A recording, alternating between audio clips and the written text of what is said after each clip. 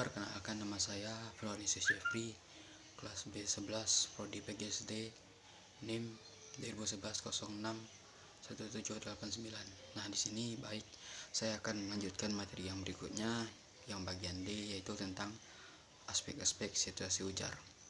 Nah, pada materi ini menurut para ahli yaitu Tahrigan pada tahun 1986 menjelaskan bahwa situasi ujar adalah keadaan yang menjiwai hati tuturan dalam suatu pencapaian terdiri atas aspek penutur dan petutur. Nah, selanjutnya yang terdapat pada aspek penutur dan petutur yaitu konteks, tujuan, tindak ilokasi, dan tuturan, waktu, dan tempat yang membantu penutur dalam menginterpretasikan implikasi pragmatis suatu tuturan.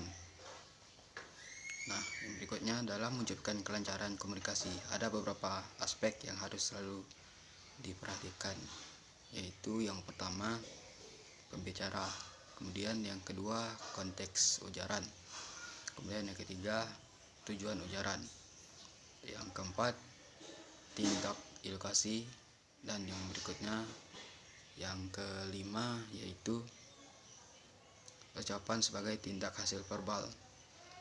Nah, mengingat bahwa pragmatik mengkaji makna dalam hubungan dengan situasi ujar, ada 5 unsur konsep yang berhubungan dengan situasi ujar, yaitu yang pertama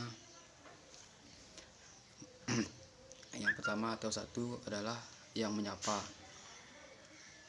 dalam kurung penyapa atau penutur, atau N, yang disapa sebagai penutur itu T. Penggunaan N dan T dibatasi dalam pragmatik.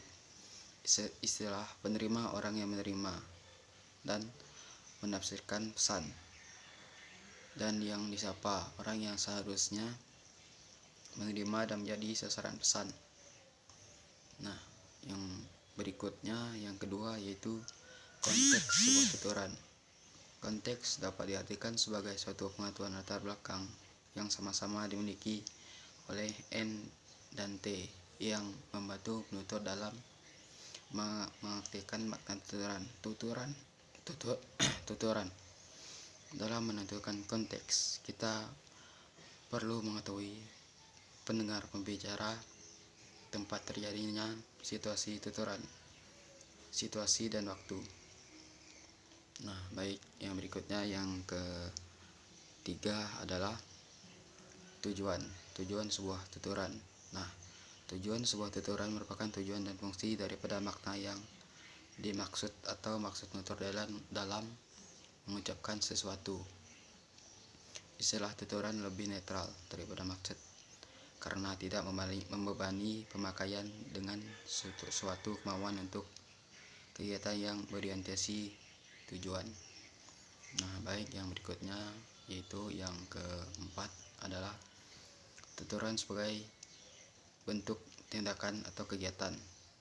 Nah, tindak ujar pragmatik berhubungan dengan tindak-tindak performansi verbal yang terjadi dalam situasi tertentu, lain halnya dengan tata bahasa yang berhubungan dengan unsur-unsur kebahasaan seperti kalimat dalam sintaksis dan proposisi dalam semantik.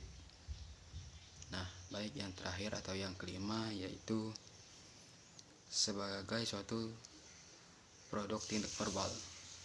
Nah, tuturan merupakan unsur yang maknanya dapat dikaji dalam ilmu pragmatik, sehingga dapat dikatakan pragmatik sebagai ilmu mengkaji makna tuturan. Nah, tuturan sebagai produk tindak verbal dapat merupakan contoh kalimat atau benda tanda kalimat atau tanda kalimat, tetapi bukanlah sebuah kalimat.